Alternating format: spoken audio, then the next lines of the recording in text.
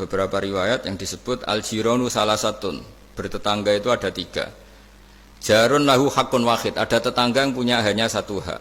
Wa jarun lahu haqqani wa jarun lahu salasatu hukukin. Terus beliau cerita yang punya 3 hak itu ya tetangga, ya seagama, ya masih ada hubungan kerabat. Yang punya 2 hak ya tetangga, ya seagama. Terus wa amal ladzi lahu hakun wahid fal jarul musyrik. Yang punya hak 1 itu tetangga yang beda agama. Jadi intinya tetap dikasih hak meskipun beda agama. Sampai diantaranya disebutkan juga di halaman 287.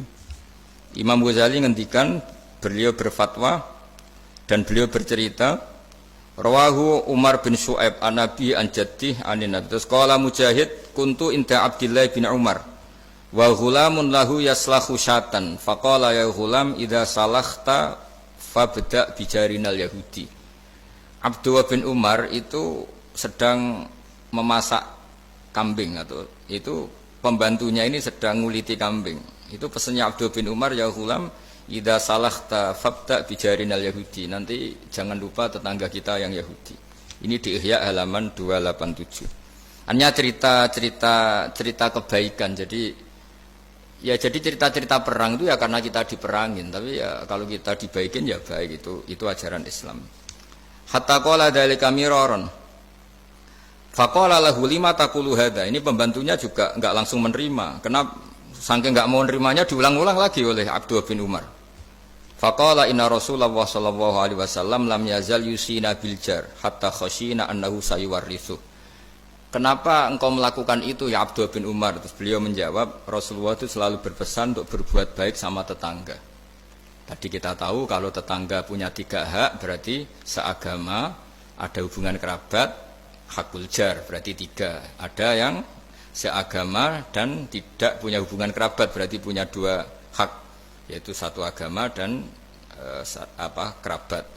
Ada yang punya 1 hak saja, ya tidak keluarga, tidak seagama, tapi karena tetangga itu juga tetap punya hak. Dan itu pun masuk kategori lam yazal yusina bil jar, termasuk orang-orang yang harus kita baikin.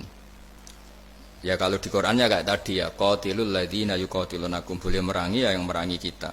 Udzina lil ladzina yuqatalun, diberi hak merangi ya sama yang merangi kita, bukan yang tidak merangi kita.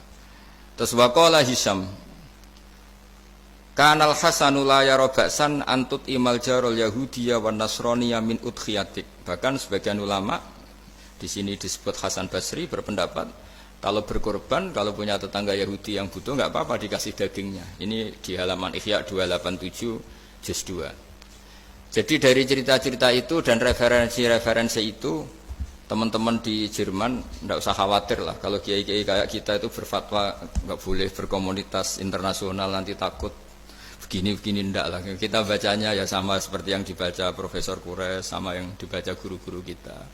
Jadi itu kalau boleh dikatakan sumbangan saya lah, bahwa di kita di pesantren itu ajaran-ajarannya juga seperti itu. Dan tadi beberapa kita saya sebutkan halamannya supaya bisa dicari, supaya tidak kelihatan hoax, juga tidak bikinan saya gitu, supaya jelas itu. Dan saya mohon maaf karena nggak bisa ngikuti sampai selesai, tapi saya ngapresiasi, semoga jadi syawal yang baik, minal aidin wal faizin. Minal aidin artinya kita kembali menjadi ahli surga. Saya termasuk yang sependapat dengan kitab yang saya baca. Dulu kita ini ahli surga karena Nabi Adam lahirnya di surga dan diciptakan di surga. Karena satu kesalahan beliau harus kembali ke bumi. Dan setelah puasa itu selesai dan diterima, kita kembali ke ahli surga lagi. Maksud minal aidin, kita kembali lagi berstatus sebagai ahli apa? Surga. Dan itu dimulai dari saling memaafkan. Karena yang menghalangi masuk surga itu hak adami. Manusia itu kan paling kikir untuk memaafkan orang lain. Padahal kalau hak adami belum selesai itu Allah tidak mau memaafkan. Makanya syaratnya masuk surga harus kita saling memaafkan.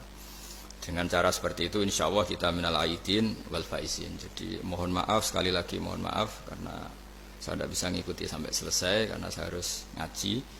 Karena bukan papa ya, memang harus. Andikan sunat itu mungkin saya tinggalkan. Mohon maaf sekali. Wassalamualaikum warahmatullahi wabarakatuh. Waalaikumsalam. Terima kasih sekali Gus Baha. Kalau misalnya untuk satu pertanyaan mungkin masih bisa Gus Baha atau Prof. Rais, karena Prof. Rais sama-sama harus tinggal 5 menit. Namun kan ini Gus, banyak yang nunggu. Nanti saya yang dimarahi, ini saya juga menunaikan kewajiban. Ada satu pertanyaan dari pemaparan Silahkan satu pertanyaan saya tunggu. Terima kasih Prof. Ini saya tanyakan langsung Prof. Saya pernah mendengar panjenengan menyampaikan tentang konsep kedamaian aktif dan pasif. Mungkin bisa dijelaskan Prof mengenai hal tersebut, khususnya dalam rangka mempersatukan hati tadi itu Prof. Baik, jadi begini, saya beri contoh. Damai pasif itu Anda tidak ganggu orang. Damai aktif itu Anda memberikan sesuatu yang positif pada orang. Kalau kita berada di bus, duduk tanpa menyapa yang di samping kita,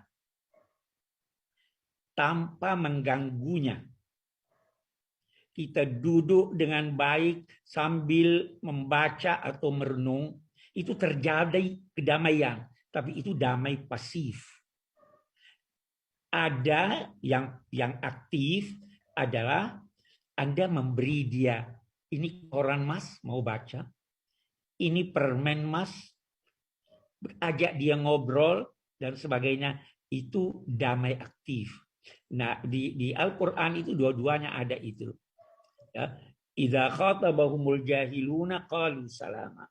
Kalau mereka itu disapa oleh orang-orang jahil, mereka tinggalkan. Salama, saya berikan kedamaian, damaian pasif. Nah, ya karena itu pesannya, kalau tidak bisa memberi, jangan ambil haknya orang. Kalau tidak bisa memuji, jangan cela dia. Kalau tidak bisa membantu, jangan jerumuskan dia. Itu damai pasif dan aktif. Terima kasih. Terima kasih Prof. Quraish Shihab. Sejatinya kami ingin memohon doa juga, tetapi insya Allah sedikit Insya Allah lain kali kita. Ya, Prof. Quraish Shihab. Terima kasih Sehat sekali. selalu, Prof. Terima kasih. Assalamualaikum. Terima kasih. Waalaikumsalam warahmatullahi. Sekarang kita lompat kembali ke Gus Baha. Moga-moga beliau masih berkenan menjawab pertanyaan saya. Ngapunten Gus, satu saja Gus.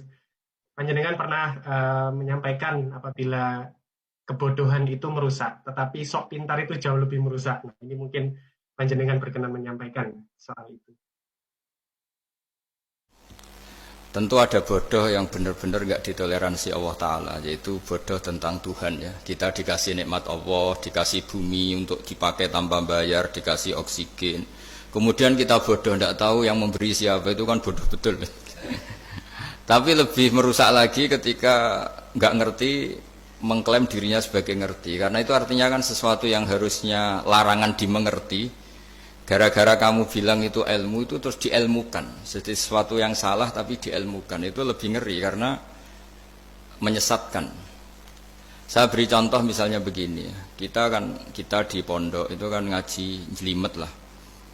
Jelimet itu ya detail ya. Sehingga kita tahu lah bodoh yang paling nggak ditoleransi itu bodoh tentang Allah. Sehingga ketika pertama kita ngaji, awalu wajibin alal insan ma'rifatullah, pertama yang harus kita tahu itu Allah. Kita sebagai warga negara Indonesia saja tahu presidennya siapa, bupati kita siapa. Masa di buminya Allah tidak tahu yang bikin siapa, itu kan kebangetan. Itu bodoh, itu merusak, terutama bodoh dalam hal-hal yang harus ngerti, yaitu tadi ma'rifatullah. Tapi juga ada yang lebih fatal lagi, tidak ngerti tapi menyesatkan dengan klaim ngerti. Itu yang umat Islam zaman Imam Ghazali itu selalu mengingatkan bahayanya filsafat yang menyesatkan. Misalnya teori tentang Tuhan itu logos terus begini, itu jeluwimet sampai yang dengarkan aja nggak paham, yang ngomong juga masih nggak paham, apalagi yang mendengarkan. Tapi itu kan mengkaburkan teori Tuhan yang sejelimet itu. Padahal Tuhan bisa ditemukan dengan cara yang mudah. Tuhan itu siapa? Ya, yang pokoknya yang menciptakan langit bumi itu namanya Tuhan. Tuhan itu siapa? Yang wujudnya paling awal itu namanya Tuhan. Tapi gara-gara diberi penjelasan seakan-akan jelimet ilmiah, padahal itu nggak benar, itu hanya nggak benar. Nah, itu lebih ngeri lagi karena orang akan bertuhan dengan cara yang salah. Ya kira-kira gitulah contoh ekstrimnya. Terus saya gimana? Terus saya nambahi tadi. Sudah cukup ya? Akhir